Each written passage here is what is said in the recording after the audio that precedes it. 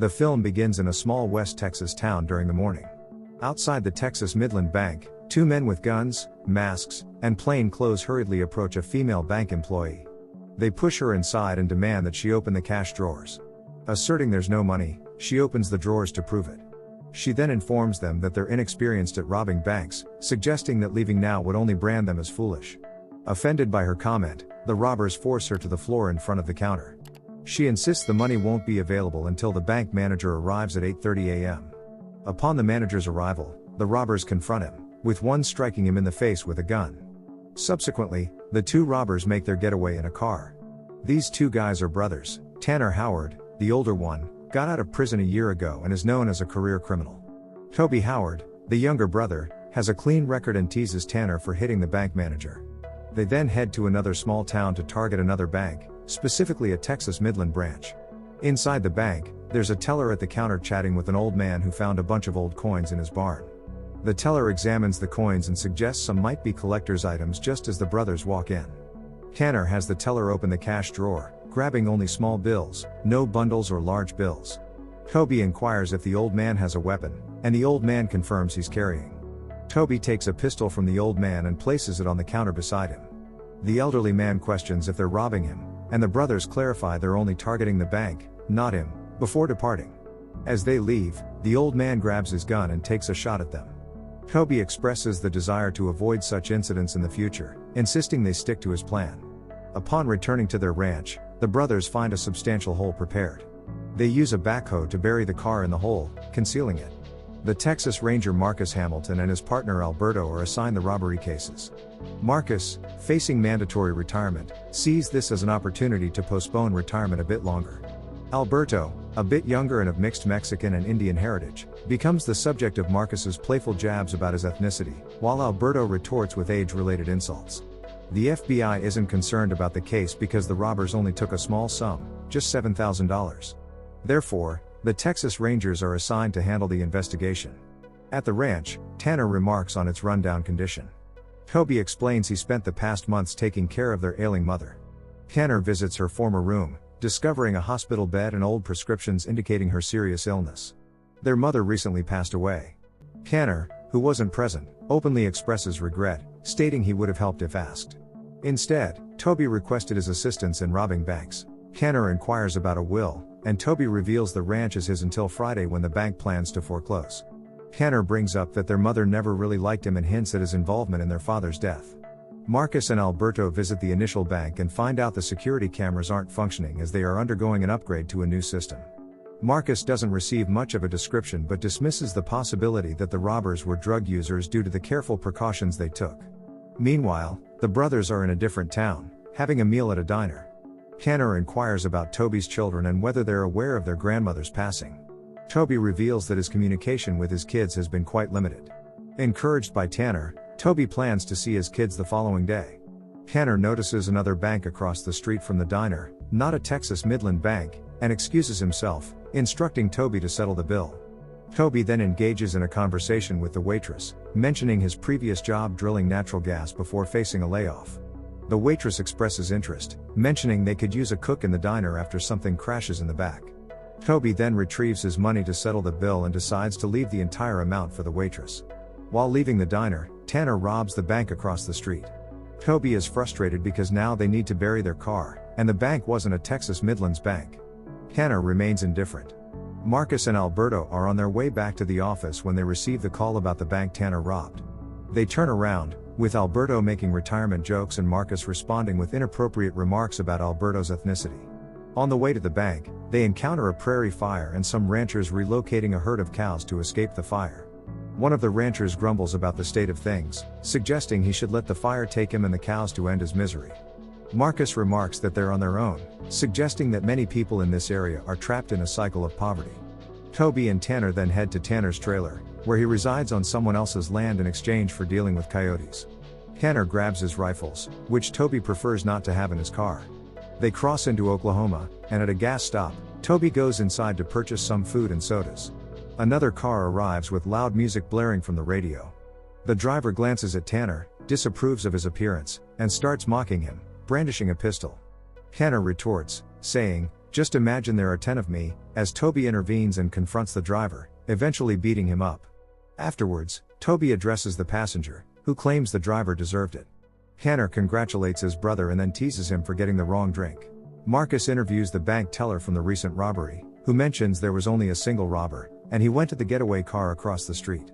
Marcus then visits the diner, conversing with patrons and waitresses to gather a more detailed description of the robbers. He requests the earlier waitress for the tip left by Toby, $200, as evidence. The waitress insists Marcus return with a warrant, explaining she intends to use that money to try and keep her home for her kids. Marcus instructs Alberto to arrange accommodation in a hotel, anticipating that the robbers might strike again nearby. Meanwhile, Toby and Tanner visit an Indian casino where the staff shows no concern about a substantial amount of cash entering. Tanner engages in poker with some chips, while Toby sits at the bar with a large stack of chips.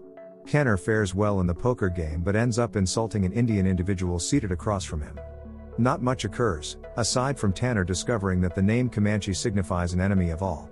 At the bar, a prostitute approaches Toby, but Tanner intervenes, sending her away. They cash in their chips, and Toby converts the majority into a check to be deposited in the Texas Midlands Bank. Later, the brothers secure a hotel room where Tanner flirts with the check-in clerk and eventually has intimate relations with her, leaving Toby uncomfortably trying to ignore the situation in the adjacent bed. Meanwhile, Marcus and Alberto are in their hotel room, watching TV, and Marcus continues to insult Alberto. Alberto is visibly hurt, and later, Marcus, waking up in the middle of the night, contemplates his imminent retirement. Alberto attempts to console him, but Marcus responds with more insults. Meanwhile, the brothers purchase a used pickup truck for use in another robbery. Subsequently, Toby visits his ex-wife and sons. He informs his elder son that the ranch, containing oil, will be placed in a trust under his and his brother's names. Toby advises his son to believe all the stories he hears about him and Tanner but not to emulate them. Meanwhile, Marcus and Alberto head to another small town with a Texas Midland bank. They wait in a diner where the waitress practically guides them on what to order. The brothers then consult with their lawyer, who reveals they need $40,000 by Thursday to prevent the bank from foreclosing by Friday. The lawyer approves of the plan to rob Texas Midland branches and repay the bank with its own funds. He asserts that the bank intentionally kept their mother in poverty to seize the land inexpensively. He also suggests that the brothers utilize Texas Midland to oversee the trust. Meanwhile, Marcus and Alberto continue surveilling the bank branch. Alberto reflects on how the Comanche used to own all the land in West Texas, but it was forcibly taken by white people. He predicts that their descendants will lose their land to the banks. Alberto goes into a nearby hotel while Marcus remains outside, keeping an eye on the bank. The brothers then gear up for their final bank robberies. Unexpectedly, the first bank they arrive at has permanently closed. They move on to the next one, but Tanner informs Toby that they need to head to the town of Post where there's a larger bank. Reluctantly, Toby agrees, leaving his car outside of town. Marcus discusses the situation with Alberto using a map, pointing out that there are 7 branches of Texas Midlands. The one in Fort Worth is too large, 2 have already been targeted, 1 has shut down, and they are currently observing one of them.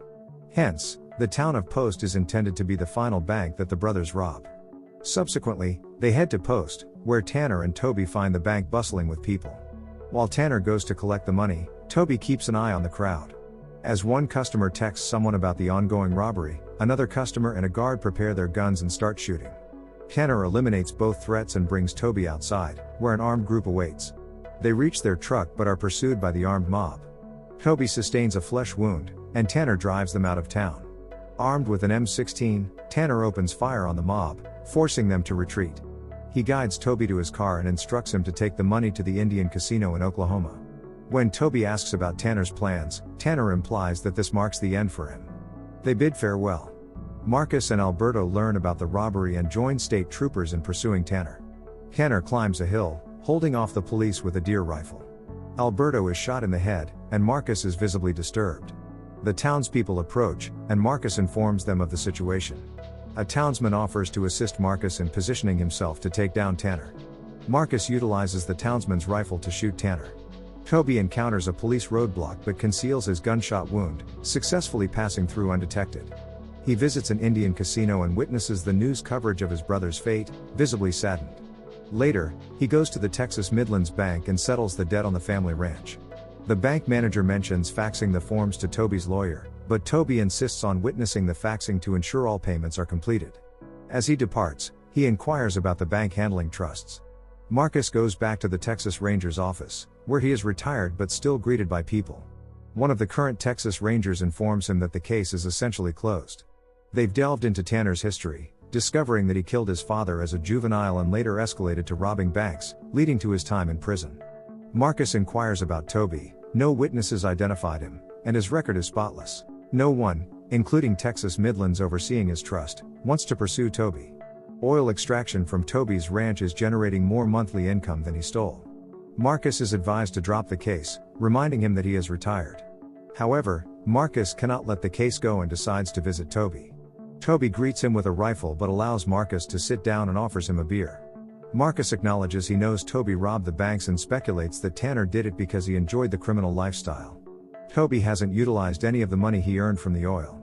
Marcus questions Toby about his motives and holds him accountable for the lives lost during the incidents.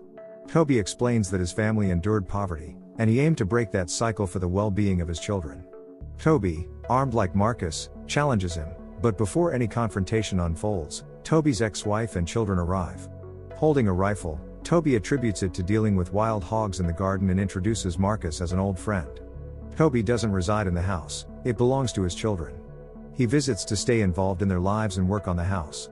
Toby informs Marcus that he's in town and suggests they continue their conversation there. Marcus agrees to meet but remarks that it won't bring closure, as both of them will be haunted by the events. The film concludes with scenes of the ranch and the operational oil pumps. Don't forget to subscribe and turn on the notification bell if you want to watch more videos like this. Thank you for watching and see you again soon. Take care.